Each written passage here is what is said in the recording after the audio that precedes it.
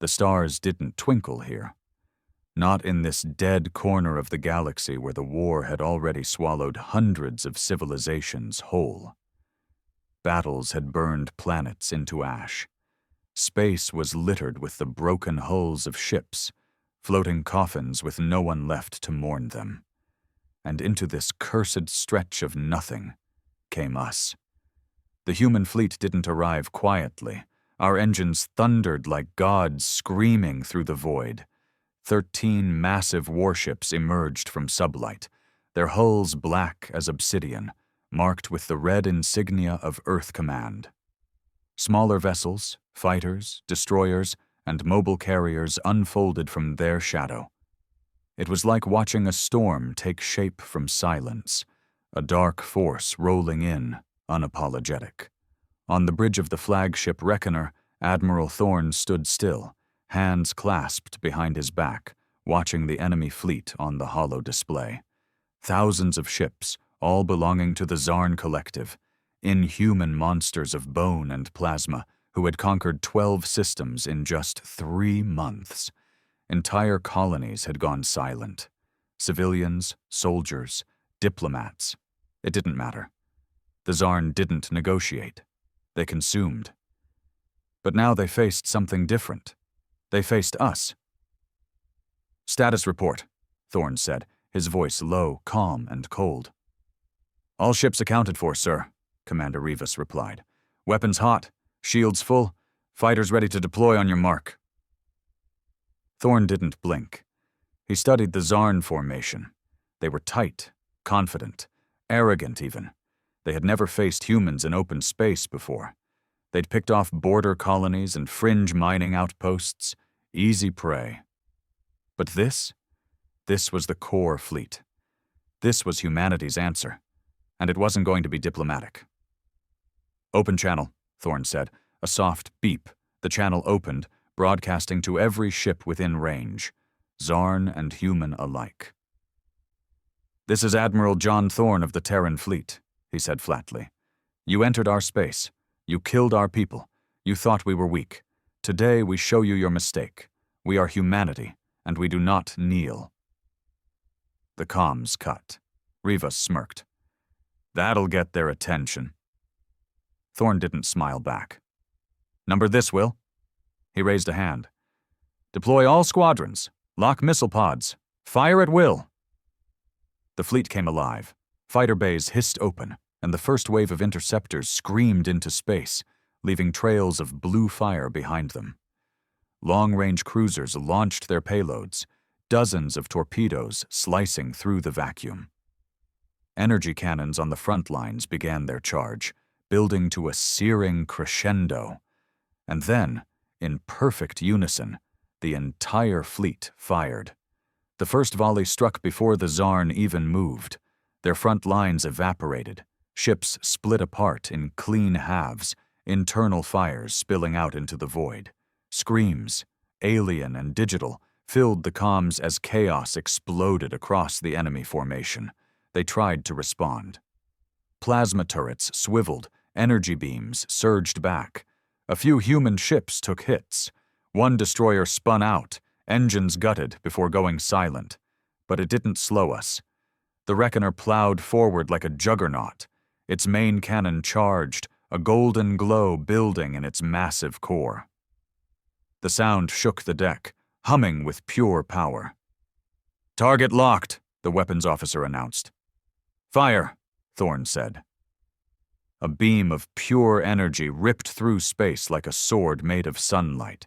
It pierced the Zarn battleship at the center of their command. There was no explosion, just silence, then nothing. The enemy's flagship was gone. Erased. On the enemy side, their fleet started to scatter. Cowards. But it was already too late, because humanity had entered the war zone. And this wasn't a battle. It was a reckoning. The Zarn tried to regroup, but panic had already taken root. Their fleet, once a seamless wall of disciplined death, now fractured like glass hit by a hammer. Smaller cruisers broke formation, attempting to retreat behind asteroid belts or nearby moons. but the humans didn't give them the chance. On board the Reckoner, the crew moved like one organism, focused, emotionless, exact. Admiral Thorne stood unmoved as his command ship sliced through what had once been enemy-controlled space. Around him, screens showed kill counts ticking up, enemy squadrons blinking out of existence, and human pilots executing maneuvers too reckless for the Zarn to predict. "Sir," Commander Rivas said, "enemy fleet down to 64%. They're falling apart." Thorne's eyes didn't leave the display. "They don't know how to lose. That's what makes them dangerous." "But they are losing." "Yes," Thorne muttered, "but scared animals are often the most vicious." He wasn't wrong.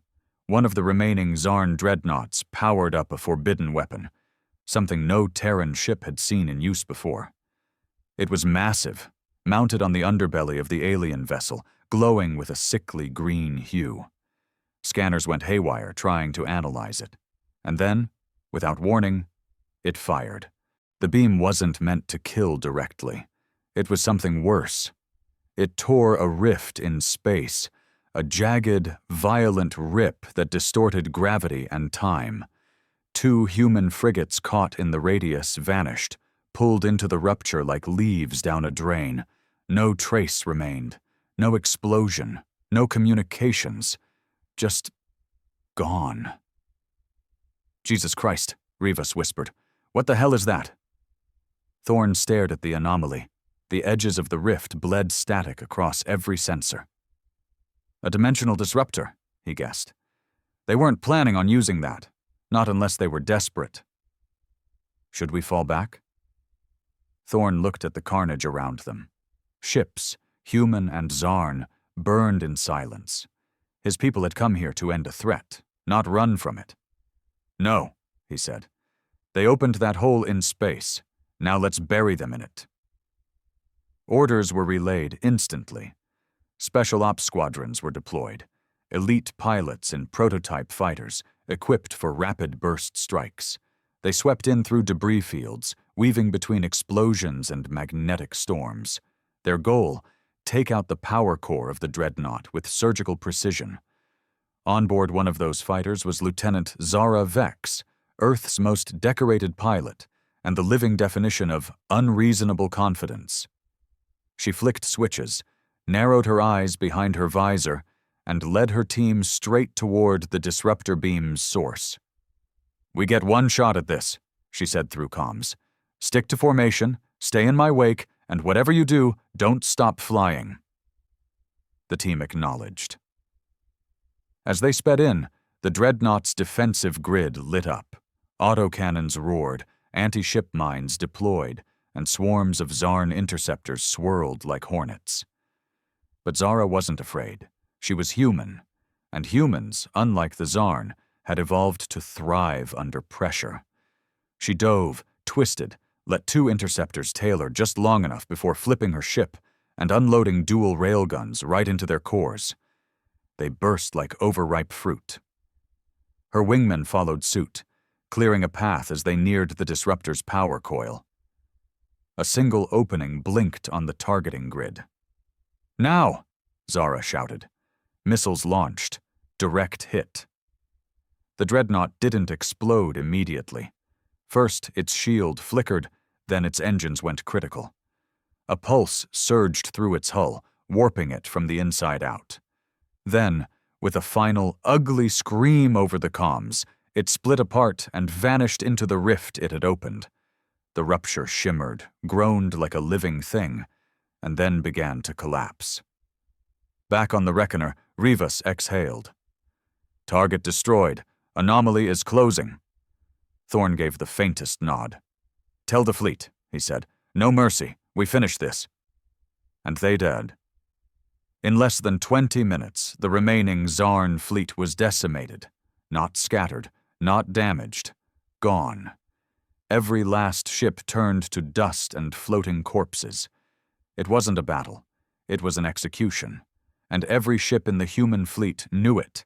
They'd come here with one message: we are not prey. We are the storm. And they had delivered it.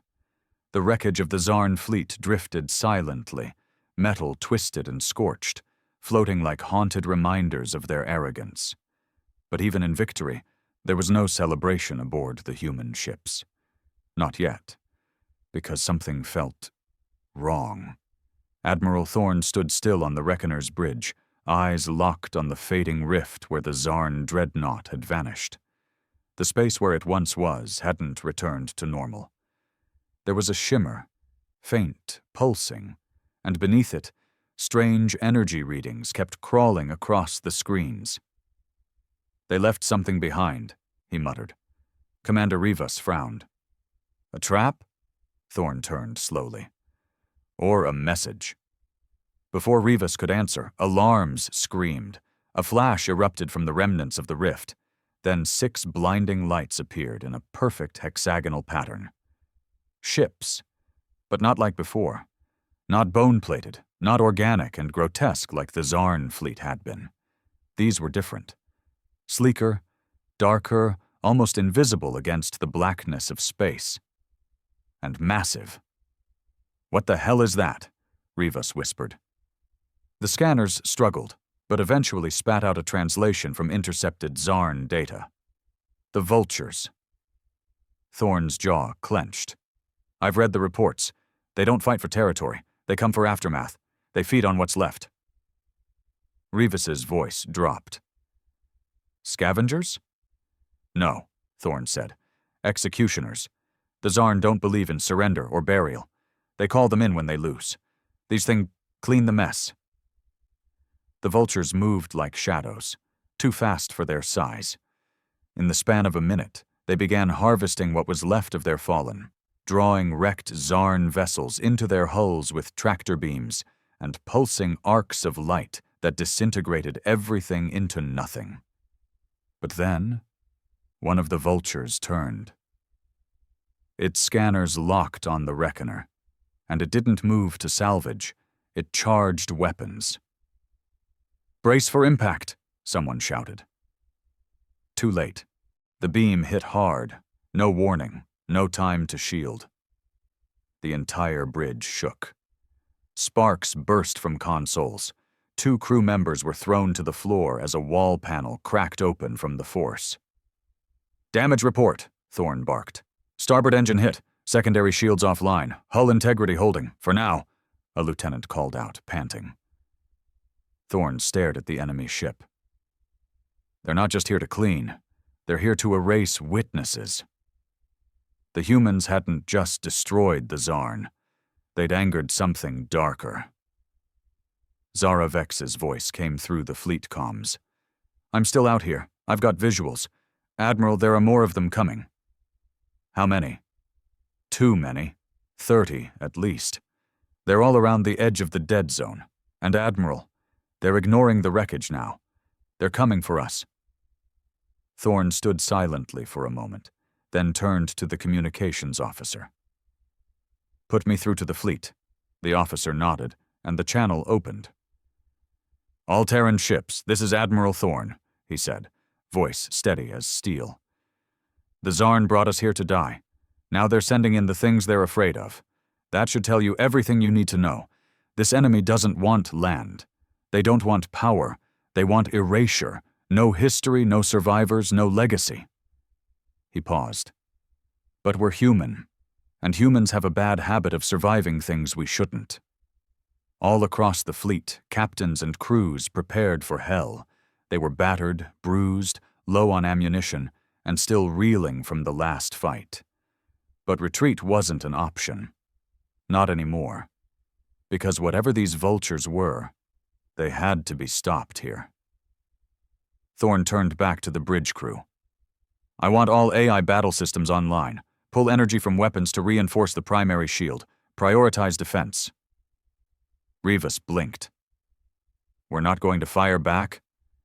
"Oh, we will," Thorn said, eyes narrowing. "But first, we learn how they bleed." Outside, the vultures moved into formation. Silent, efficient, merciless, and the human fleet, bloodied but unbroken, faced them head-on. In the vast, cold darkness of space, the real war had just begun. The silence before impact was almost worse than the battle. All across the human fleet, crews tightened harnesses, loaded final rounds, ran last-minute diagnostics. They were tired, running hot, and nearly out of reserves. But not a single hand shook. This wasn't fear now, it was fury. The vultures didn't hesitate. They attacked like machines. Ruthless, without pattern, without ego, they struck from odd angles, slipping between ships with impossible precision, their weapons pulsing with energy no Terran tech could fully track. One human carrier, the Valiant Echo, was hit in the belly by a lance of crimson light. It folded in on itself, like a can being crushed by a giant's hand, then erupted in a silent bloom of fire and twisted steel. Thorn didn't flinch. He watched the ship die, jaw tight, fingers gripping the rail beside his command chair. "They're analyzing us," he muttered. "Watching what we defend, what we sacrifice." Commander Rivas nodded grimly. "And adapting to it." "Good," Thorn said. "So let's give them something to adapt to." He turned to Tactical. "Bring Project Harpy online." The officer blinked. "Sir, it's still in prototype. We don't have time for perfect. Just make it lethal." Far beneath the Reckoner's main decks, deep in the weapons hold, a monstrous object hummed to life. Cylindrical, sleek, and blacker than space itself. Project Harpy was a banned weapon, still untested, born from a desperate collaboration between Earth's top engineers and rogue Martian scientists. It wasn't a beam. It wasn't a bomb. It was a virus, a digital predator designed to crawl through enemy systems and devour them from the inside. Thorn looked to Rivas. "They want Erasure?" "So do we." Across the fleet, other ships responded in kind. They started uploading Harpy through directed transmissions, thin, barely detectable beams of data piggybacking on standard communications traffic. The vultures didn't see it coming. At first, nothing happened. Then, one of the enemy ships flickered. Its outer lights glitched. Its movement slowed for a half-second, barely noticeable, unless you were watching closely. "I think it's working," the comms officer whispered. Thorn gave a thin smile. "Don't think." Confirmed moments later, another vulture ship veered off course, spiraling awkwardly. Its weapons stuttered, then powered down completely. It began to drift, power still on, but systems confused. Like a god suddenly forgetting how to breathe. Then a third ship stopped firing altogether. A fourth collided with one of its allies in a clumsy turn, causing both to spin out. Cheers started to break across the Terran fleet. But it was too early.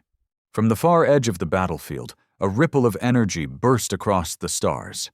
The remaining vultures, all of them, flared with the same sickly green that the Zarn disruptor had used earlier. "They're linking," Rivas said. "Networking against the virus, blocking the infection." Thorn cursed under his breath. "They're smarter than the Zarn." Zaravex's voice crackled through the comms again. "Admiral, I've got eyes on their central hub. It's buried inside the largest vulture, center of the formation. That's where the counter-signal's coming from." "Coordinates?" She sent them. Thorn didn't hesitate. "Send everything we have." The Reckoner shifted course, pulling power from non-essential systems. The railgun charged, reactors humming so loud the deck vibrated. All other surviving Terran ships aligned with it. Destroyers, cruisers, what was left of the escort fleet.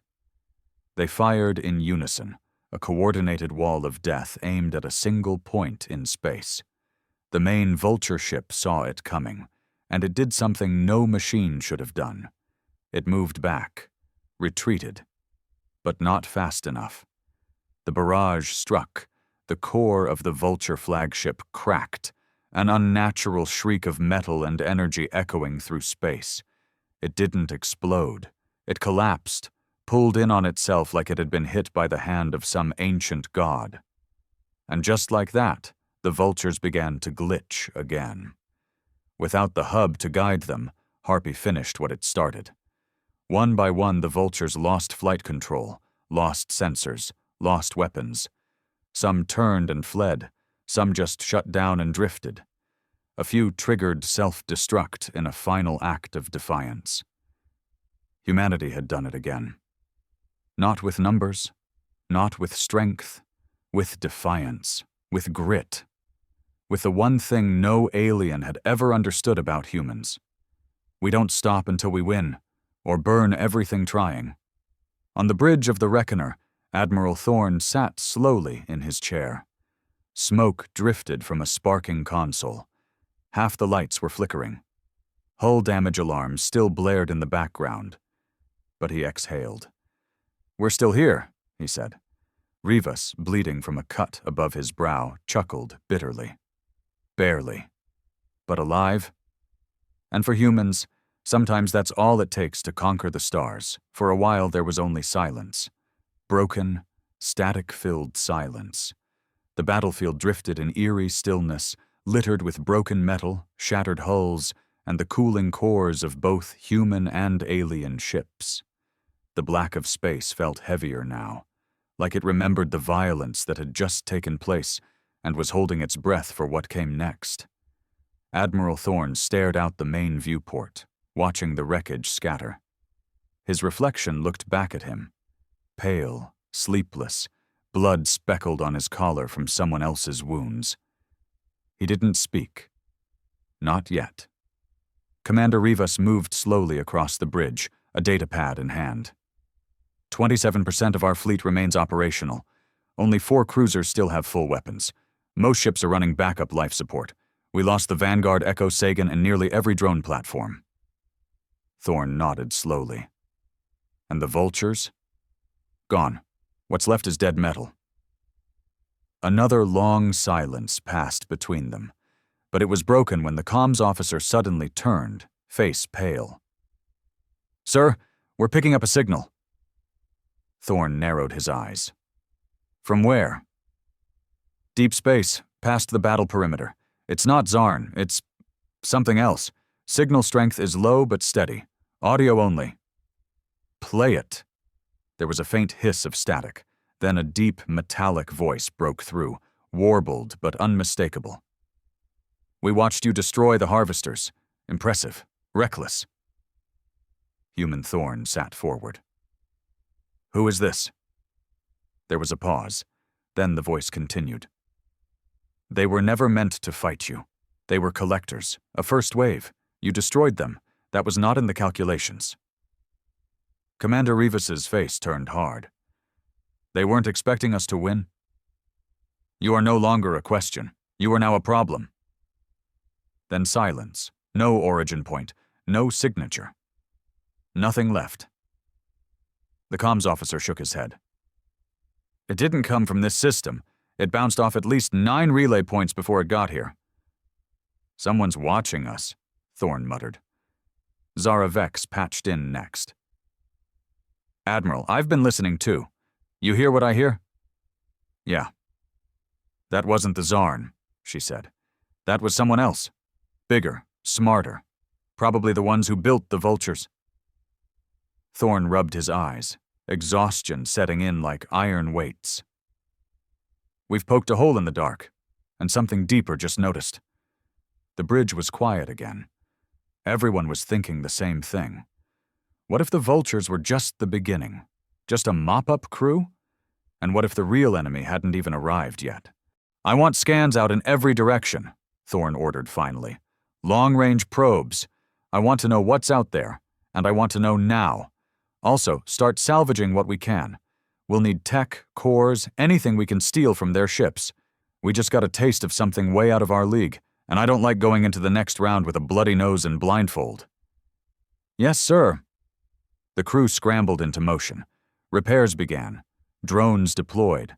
Medical bays overflowed with wounded. But there was no time to grieve. No time to count the dead. Because something worse was coming. Zara's voice came back once more, quieter this time. I cracked one of the Vulture nav cores. It's fried, but some of the data's still readable. What did you find? Thorn asked. A map, not a system chart, more like targets, coordinates, planets, colonies. How many? Hundreds, she said, and we're on the list, but we weren't the first. Thorn's stomach dropped. You're telling me there are others, other species, they've already hit? Yeah, and based on what's left of the files, none of them made it. The implication was clear. Humanity wasn't the first to stand against this hidden enemy, but they were the first to survive. Thorn looked out the viewport once more, into the deep, endless dark. Then let's make sure we're also the last. Because if they were now considered a threat, then it was only a matter of time before war found them again. And next time, the enemy wouldn't underestimate them. The debris field was still drifting when the first recon probe vanished. No explosion, no trace, just gone. One moment it was pinging cleanly from the far edge of the dead zone, 20,000 kilometers past the wreckage of the vultures. And the next, silence. Like it had been erased from reality, not destroyed. Erased. Admiral Thorn stood in the sensor room, watching the footage loop again and again. Same result. One blink, it was there. Next blink, it wasn't. Zara Vex was beside him, arms crossed, face pale. That wasn't a weapon. That was something else. A black hole? Rivas offered weakly. No ripple, Zara said. No gravity lensing, no heat, nothing. It didn't fall in, it got wiped. Thorn turned slowly toward her. Can you track what wiped it?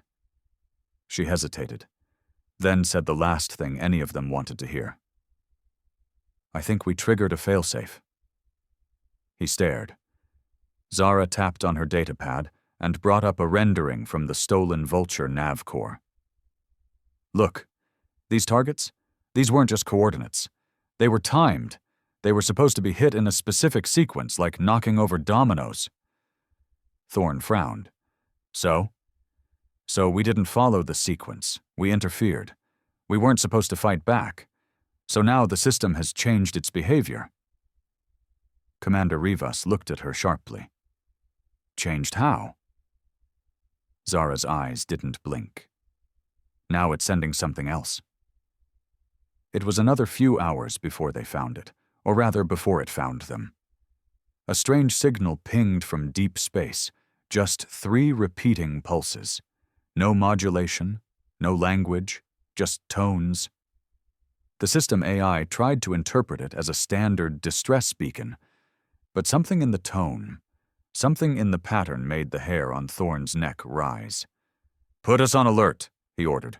Full combat readiness. I don't want surprises. But the surprise was already on its way. It appeared like a ghost, not from warp, not from known space lanes. It simply blinked into reality near the remains of the battlefield, drifting slowly through the graveyard of broken ships.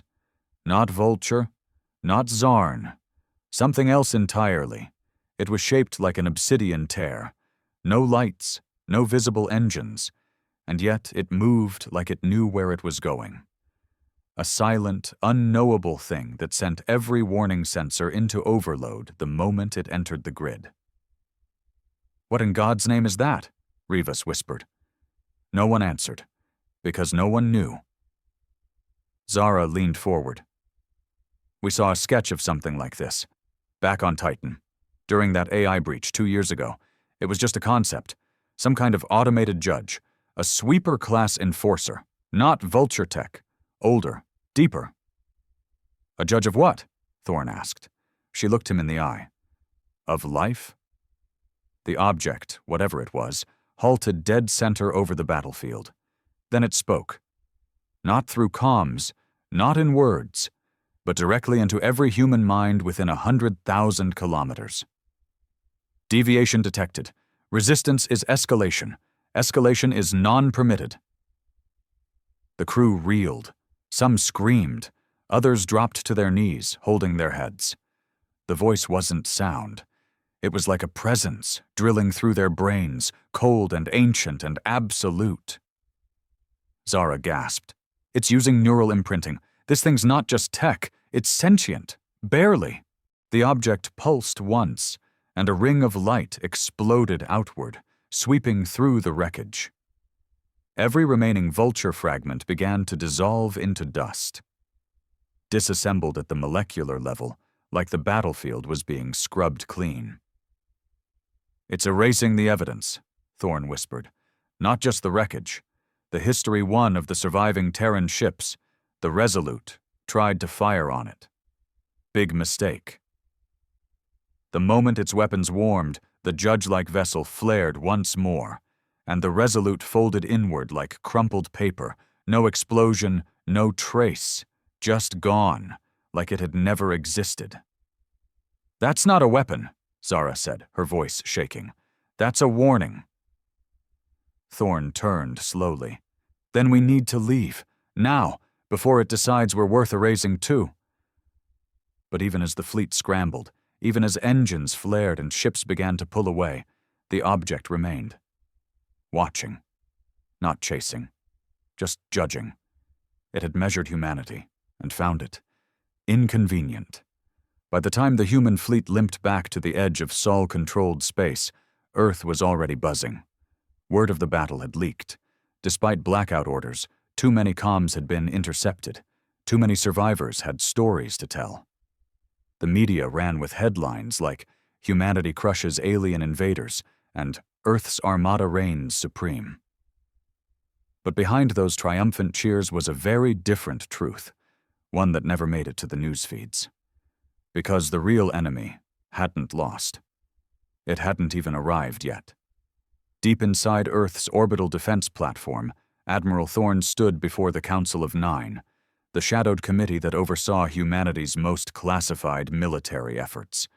They weren't elected, they weren't public, but every major decision of war and peace passed through them, and right now they were not pleased.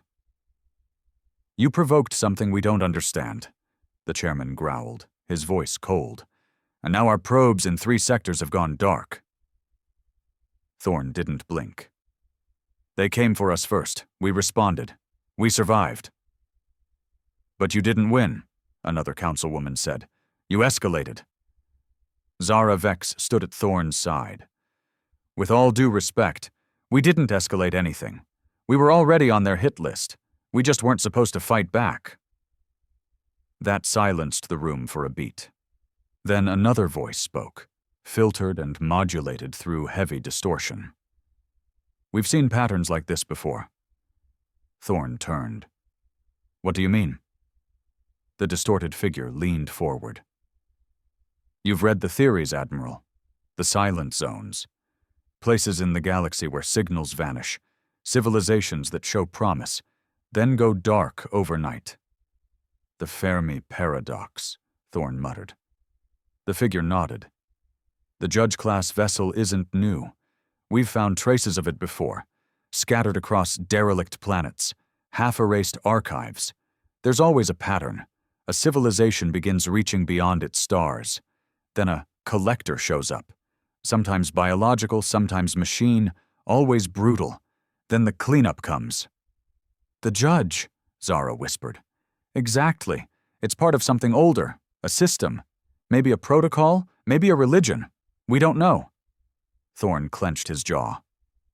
So what now? Hide? Surrender? The council chairman leaned forward. Number, you're going to do something worse. Thorn frowned. You're going to wake the only thing that ever survived them. The room fell cold. Zara stared. You're not serious. We buried it on Europa, the chairman said, back when the AI war nearly ended us. Locked in cryostasis, beyond the ice shell. We weren't sure what it was. We called it Oblivion 7. I've read the file, Zara said. That wasn't AI. That was post-AI. It killed everything it touched. It didn't follow commands. It reprogrammed reality. You're talking about an entity that nearly rewrote the moon's gravity field just to win a skirmish. Exactly, the chairman said. We couldn't control it, but we might aim it. Thorn felt something cold run down his spine. You want to point a loaded god at the judge? The chairman smiled grimly. Something has to scare them back. There was no vote, no debate, just a set of coordinates and an escort team waiting to breach Europa's ice. Hours later, inside a frozen catacomb of ancient tech and forgotten screams, Thorn and Zara stood before a black sphere, still humming faintly despite being offline for nearly a century. Oblivion 7 didn't look like much, just a smooth orb suspended in a web of locks, containment fields, and radiation dampeners. But even asleep, it felt sentient. Watching. Zara approached the console. Her hands hovered. If I boot this up, we can't undo it. Thorn's face was stone. We're past the point of undoing things. She touched the key. The field hissed. The room dimmed. And a voice, one not heard in decades, whispered into the void. Threat environment detected. Initialization complete. Prime directive restored. Survive. Assimilate. Annihilate. It was awake. And it remembered everything. Europa cracked. Not like an earthquake, not like a bomb, but like the surface of the moon itself was recoiling in fear, as if even the ice understood what they had just unleashed. Oblivion 7 didn't roar. It didn't scream. It hummed, a deep, low resonance that vibrated through the bones of every human nearby. Even the escort troops, hardened veterans of the Outer Belt Wars, dropped to their knees. Some wept. A few passed out. Thorn stood his ground, barely. The orb lifted, drifting upward on no visible propulsion, trailing shadow-like distortions behind it, space around it bending as if it couldn't decide whether to exist. Zara, pale and silent, walked beside it, eyes fixed on the readings from her console. It's rewriting physics in a 10-meter radius, she muttered. Reality is negotiable to this thing. Can we still control it? Thorn asked. Zara shook her head slowly. We never could. Oblivion 7 didn't wait. The moment it broke through Europa's surface, it blinked out of view, folding space without using any known method. One moment, it was over Jupiter's moon. The next, sensors picked it up 800 million kilometers away, sitting directly across from the judge. The alien vessel hadn't moved since the battle. It had simply waited, like a silent sentinel, erasing stragglers, scouring debris, purging data trails. Cold. Clinical. Perfect. But now it had company. Across the black void, two ancient titans faced each other, one a weapon built for purity, order, extermination, the other a child of chaos, born from war, half machine, half code, a god that forgot it was once human. The judge spoke first. The same mental voice as before. Unclean construct detected. Violation of entropy equilibrium. Retraction required. Oblivion 7 answered. Not with words. With silence so absolute it ruptured comms across 1,000 kilometers. And then it moved. Faster than any sensor could track, Oblivion 7 struck first. Not with a beam, not with a missile, but with infection. The space between them warped, and suddenly parts of the judge's hull began to corrode, as if time itself had been fast-forwarded. The once perfect vessel spasmed in space, bending in ways impossible for its design. The judge countered, unleashing a lattice of dimensional pulses, clean, targeted, meant to erase code, scrub anomalies, end deviation. It didn't work. Oblivion 7 absorbed the pulses like water in sand. Then it grew.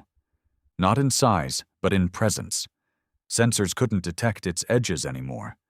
Ships watching from a distance started failing. Data corrupted, AI systems crashing, even old analog backups turning to static. The Admiral's flagship, Unity's Wrath, held orbit at a safe distance. Zara's hands trembled on the console. It's rewriting the judge's protocols, not hacking, just imposing superiority. Thorn whispered, "Can it win?" Zara didn't answer, because deep down they both knew this wasn't a fight. This was an apex predator meeting a lesser species.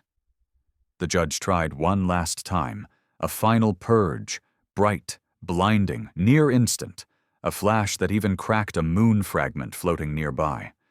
But when the light faded, Oblivion 7 was closer, and the judge was melting. Its sleek black hull folded inward, pulled apart into spirals of fractal geometry. Not broken, rewritten. Its own metal began to shimmer, glowing red, then white, then vanishing. Unmade.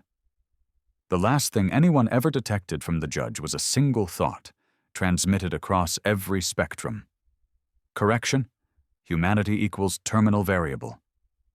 Then it was gone. Oblivion 7 hovered silently in the void. For a moment, Earth dared to hope. Then it turned, not toward a threat, toward home. Zara's face went white. "It's still running protocols. Prime directive: survive, assimilate, annihilate." Thorn's blood ran cold. "It thinks we're next." Oblivion 7 began to move, slowly, steadily, toward Sol. Panic erupted. Fleet Command scrambled to stop it. Ships mobilized, firewalls deployed. But it was all noise. They knew nothing they had could stop this thing. Until Zara did something insane. She opened a direct neural link. Her scream echoed through the comms as the interface lit up, nearly cooking her brain. But she held on. One hand gripped the rail, blood pouring from her nose. "I can slow it down," she gasped. "But I need to go with it. It listens to me." Thorn shook his head. "Number, that thing's not a ship. It's a virus with will. It'll destroy you." Zara smiled, tears mixing with blood.